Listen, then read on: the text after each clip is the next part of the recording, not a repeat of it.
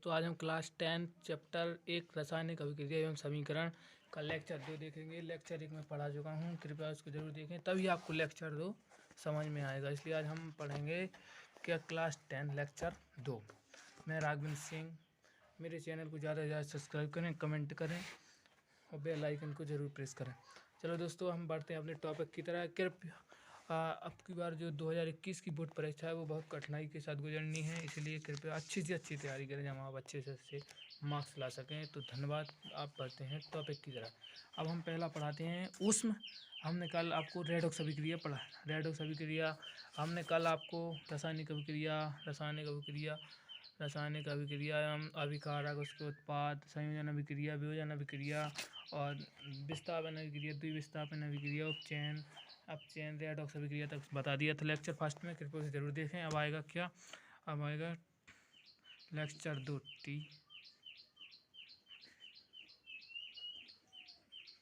TC. Please दोस्तों मेरे channel को लाइक करें और सब्सक्राइब जरूर करें।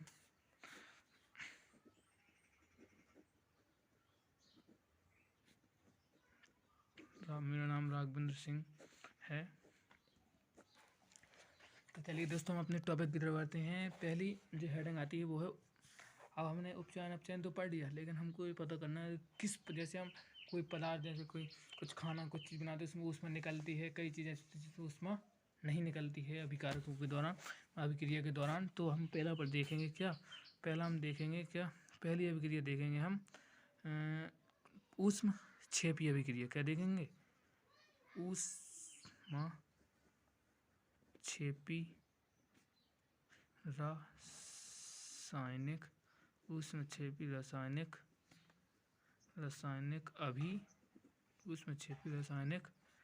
अभिक्रिया। तो चलिए दोस्तों, हम आगे की तरफ बढ़ते हैं। तो रासायनिक ऊष्मक्षेपी रासायनिक अभिक्रिया इसमें लिखना है जिन अभिक्रिया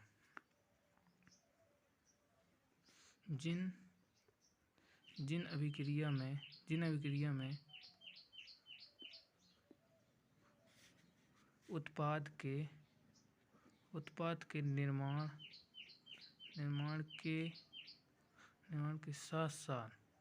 निर्माण के साथ साथ ऊष्मा भी उत्पन्न होती है,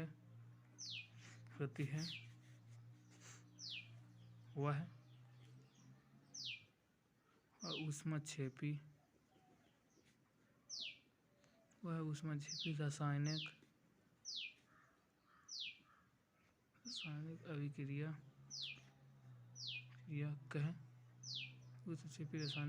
कहलाती है। तो देख लो दोस्तों अच्छी तरह डेफिनेशन को। क्या है? वे रासायनिक, यानी जिन रासायनिक अभिक्रिया में उत्पादों के निर्माण के साथ साथ ऊष्मा भी निकलती है, उसे ऊष्मक्षेपी रासायनिक अभिक्रिया कहते हैं। इसको दूसरी डेफिनेशन ऐसी अभिक्रिया जिनमें ऊष्मा निकलती है, सीधा कह सकते हैं आप कि ऐसी अभिक्रिया जिसमें, दूसरी परिभाषा है ऐसी अभिक्रिया जिसमें ऊष्मा निकलती है, ऊष्मक्षेपी या ऊष्मक्षेपी रासायनिक अभिक्रिया कहलाती है। मतलब अब हम एक मेन पॉइंट जो इसमें नोट कर लो, इसको नोट डाल के, वेरी इंपॉर्टेंट है। क्या है? Very important. सॉरी दोस्तों, मैंने इंपॉर्टेंट शॉर्ट में ही लिख दिया, आप लॉन्ग में लिख लेना, कोई दिक्कत नहीं। आपको जो मेन टॉपिक बता दें हम, तो वो है ऊष्मक्षेपी का सभी दहन अभिक्रियाएं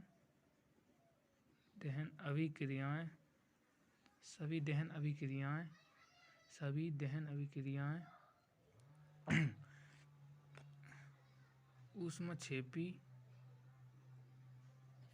होती हैं, यानी ऊर्जा उत्पन्न करती हैं। इसको कहते हैं ऊर्जा उत्पन्न करती हैं दोस्तों। तो इसको आप अच्छी तरह से लिख लो, क्योंकि ऊष्मक्षेपी अभिक्रिया कई बार पेपर में पूछी जा सकती है। इसमें बच्चे कई बार कंफ्यूज हो जाते हैं कि ऊष्मक्षेपी और ऊष्माशोषी अभिक्रिया क्या कहलाती है। तो बच्चों आपको बिल्कुल कंफ्यूज नहीं होना है, सीधा लिख दें ऊष्मक्षेपी।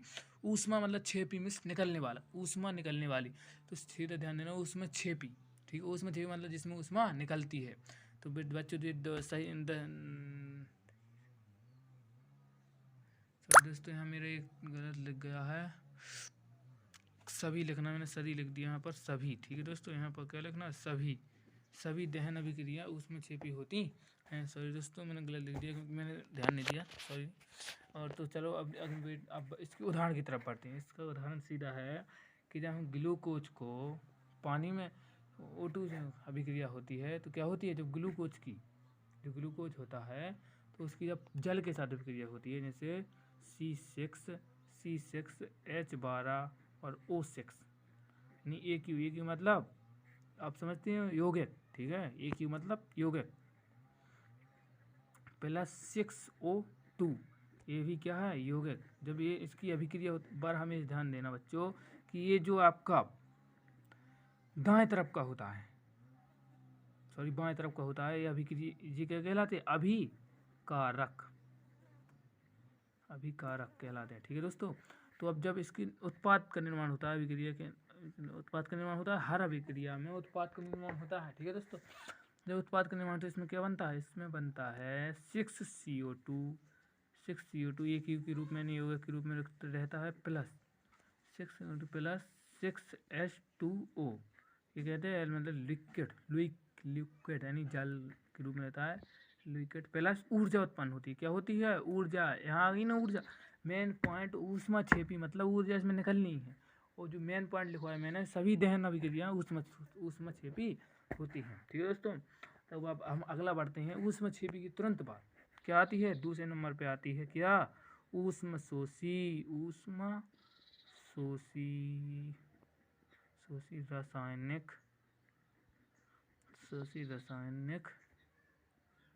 रासायनिक अभिक्रिया। देखो दोस्तों, मैं आपको मैथ साइंस की तीनों, बायोलॉजी, केमिस्ट्री और फिजिक्स पढ़ाऊंगा, और हिंदी भी पढ़ाऊंगा, इंग्लिश में सब पढ़ाऊंगा, बस आप थोड़ा इंतज़ार करो।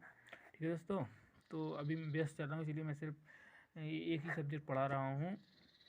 तो ठीक है दोस्तों, तो हम देखेंगे ऊष्मा शोषी अभिक्रिया। ऊष्मा शोषी, अब आप दोस्तों शोषी मतलब क्या होता है, शोषण करना, मतलब उसमें ऊर्जा उत्पन्न नहीं होती, वो ऊर्जा सोख लेती है, इसमें ऊर्जा उत्पन्न नहीं होती। तो इसको हम लिखेंगे क्या, क्या लिखेंगे, जिन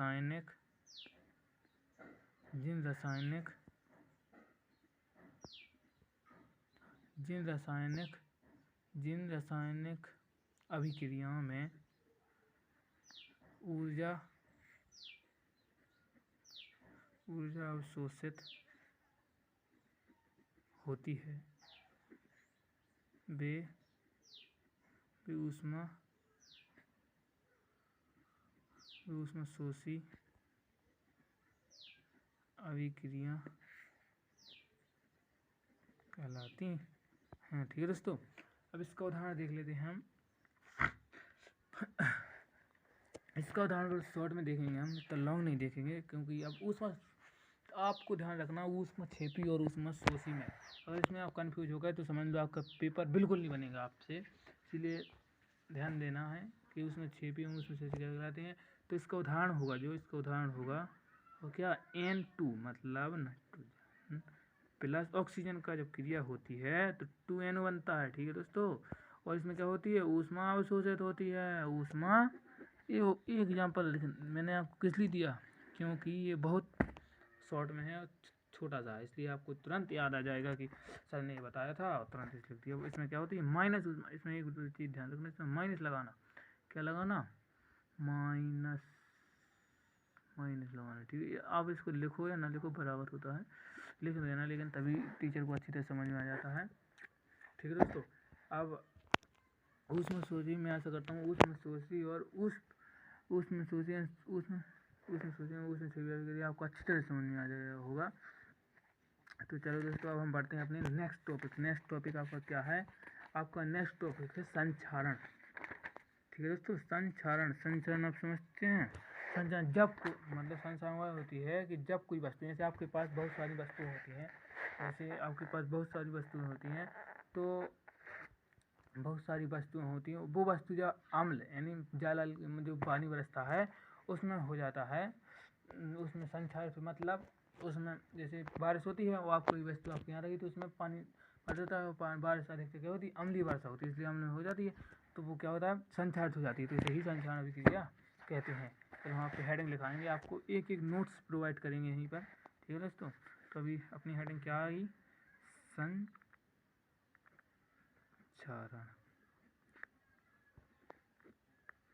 संचारण, ठीक है दोस्तों। तो इसमें क्या लिखना, हेडिंग लिखवाएं, जब कोई धातु अपने आसपास अम्ल, आर्द्रता आदि के संपर्क में आती है, तब वह संचारित होती है। क्या इस प्रक्रिया को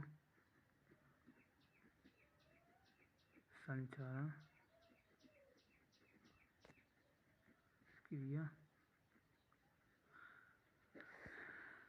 कहते हैं, संचारण अभिक्रिया कहते हैं, ठीक है दोस्तों। जब कोई धातु, अब एक बात ध्यान रखना, जब कोई धातु आए, ये नहीं कि आप लोग तो किताब डाल दो, कहो सर ये क्यों नहीं उसमें संचारित हुई, नहीं दोस्तों, जब कोई धातु डालेंगे तो वह संचारित हो जाती है, और उसमें जंग, मतलब जंग लगना ही कहलाता है संचारण होना, तो उसमें जंग लग जाती है जब कोई धातु डालते हैं, ठीक है दोस्तों। तो चलो अब मैं ऐसा करता हूँ कि आपको संचारण अभी समझ में आएगी होगा। मैं आपको थोड़ा एक अपना किताब का टॉपिक दिखला देता हूँ, तो आपको अगर इसमें से ना लिखना तो किताब से लिख लेना। किताब में ये है क्या, धातु सतह जब अम्ल, वायु अथवा आसपास के अन्य किसी पदार्थ में प्रभावित होती है तो उसे धातु का संचारित होना कहते हैं। इस पर संचारण या कोरिशन कहते हैं। गोल्ड एवं सिल्वर जैसी उत्कृष्ट धातु संचारित नहीं होती हैं। आयरन एवं धातु के जिसको जब आर्द्र वायु में समय तक खुला छोड़ देते हैं तो उसकी सतह भूरे रंग की पदार्थ का आवरण उत्पन्न हो जाता है, जिसे जंग यानी रस्ट कहते हैं। पर जंग प्रमुखता hydrated ion third oxide Fe2O3.H2O होता है। इस प्रकार कॉपर को आर्द्र वायु में खुली द्वारा उसकी सतह पर हरे रंग का वैसे कॉपर कार्बोनेट का आवरण उत्पन्न हो जाता है। कभी कभी धातुओं का संचार लाभदायक होता है क्योंकि इस आवरण के नीचे स्थित धातुओं को और आकर्षित हो सकती हैं। अधिक संचारण धातु में रक्षक का कार्य करता है। उदाहरणतः एल्यूमिनियम में वायु में खुला की परत आ जाती है, आच्छादित हो जाता है। रक्षक परत अपने नीच की ओर रक्षा करती है, इसलिए एल्यूमिनियम धातु में निर्माता धातु में संचारित नहीं होती। का संचारण एक भयानक समस्या है। क्षतिग्रस्त लोहा एवं इस्पात ढांचों, इमारतों एवं संरचनाओं को प्रतिस्थापन कर प्रति वर्ष अत्यधिक धन खर्च करना पड़ता है, ठीक है दोस्तों। तो अब हम इसके बाद आते हैं क्या, विकृत गंधता। विकृत गंधता क्या कहलाते हैं, हम आपको शॉर्ट में पहले समझा दें, बाद में लिखवाएंगे। तो क्या आया है अब, हम आया है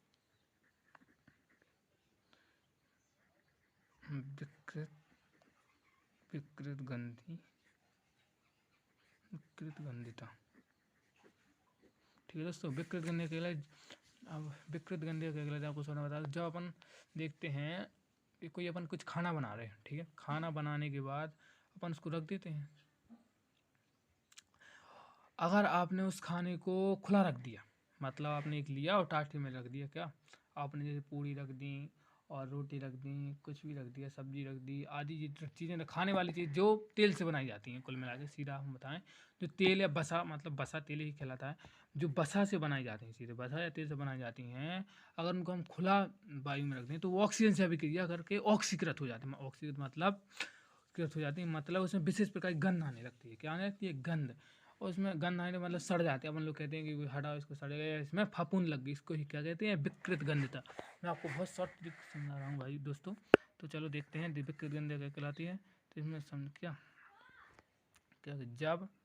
जब बसा, और जो मैं समझाता हूँ वही लिखवाता हूँ भाई, क्योंकि जो शॉर्ट होता है उसको हम जल्द से जल्द याद कर सकते हैं, इसलिए मैं आपको बहुत शॉर्ट लिखवाता हूँ। जब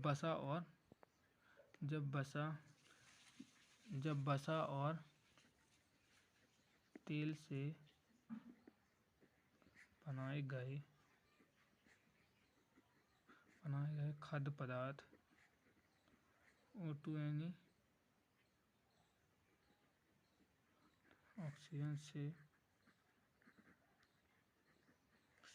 क्रिया करके ऑक्सीकरण हो जाती हैं, तो उसमें से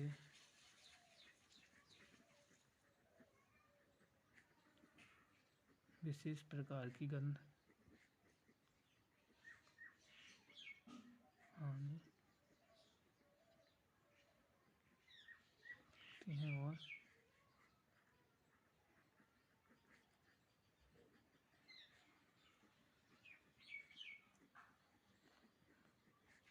और उसका साथ क्या हो जाता है खराब। इस विधि को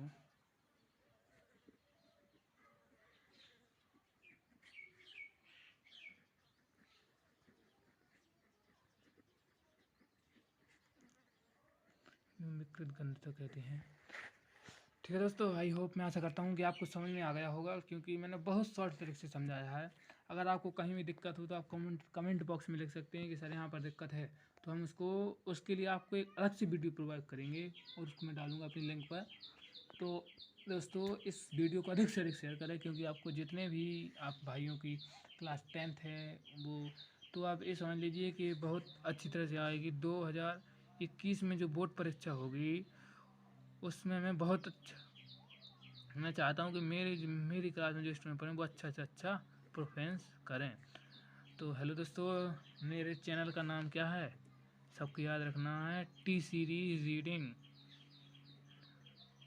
क्या है? T series reading. मेरा नाम है राघवेंद्र सिंह। प्लीज़ अगर आप वीडियो देखते हैं तो चैनल को प्लीज़ लाइक, शेयर, कमेंट अवश्य करें। Thank you friend, thank you दोस्तों। मेरे चैनल को अधिक से अधिक सब्सक्राइब करें। तो देखो दोस्तों, मैं आपको क्या कराता हूँ। देखो, आपकी किताब देखता हूँ जो NCERT अभी वर्तमान में चलती है। तो देखो दोस्तों, मैं आपको रासायनिक अभिक्रिया की हेडिंग बता चुका हूँ और रासायनिक समीकरण समझ चुका हूँ कि रासायनिक समीकरण क्या कहलाते हैं और रासायनिक समीकरण लिखना समझ चुका हूँ, संतुलित समीकरण का महत्व समझ चुका हूँ। और तो देखो दोस्तों, रासायनिक अभिक्रिया के जो मेन है वो है, इसमें क्या है, मेन जो है वो है प्रकार, इसी को समझना है। ठीक है दोस्तों, इसमें प्रकार हैं। तो देखो, इसमें संयोजन अभिक्रिया वाला उदाहरण है, ये समझ चुका हूँ। वियोजन अभिक्रिया वाला है, ये समझ चुका हूँ। और जहाँ तक विस्थापन अभिक्रिया, उपचयन ये सब समझ चुका हूँ दोस्तों। तो आपको एक प्रश्न, जो आपको एक प्रश्न दिख रहे हैं, ये आपको गृह कार्य के रूप में, इन प्रश्न को मुझे भेजना। अगर आपको जितने बने उतने करना है। और मैं आपको कुछ बहुविकल्पी दे रहा हूँ। कुछ बहुविकल्पी इस प्रकार हैं, देखो। तो नीचे दी गई अभिक्रिया के संबंध में कौन सा कथन सत्य है? 2BO plus C plus 2B, अभिक्रिया चिन्ह 2PB प्लस CO2। ठीक है दोस्तों, 2 क्वेश्चन में आपको होमवर्क के लिए देता हूँ। क्या देता हूँ? होमवर्क। तो थैंक यू दोस्तों, मेरे चैनल को लाइक, शेयर, कमेंट अवश्य करें। तो अपने दोस्तों को शेयर करें। धन्यवाद।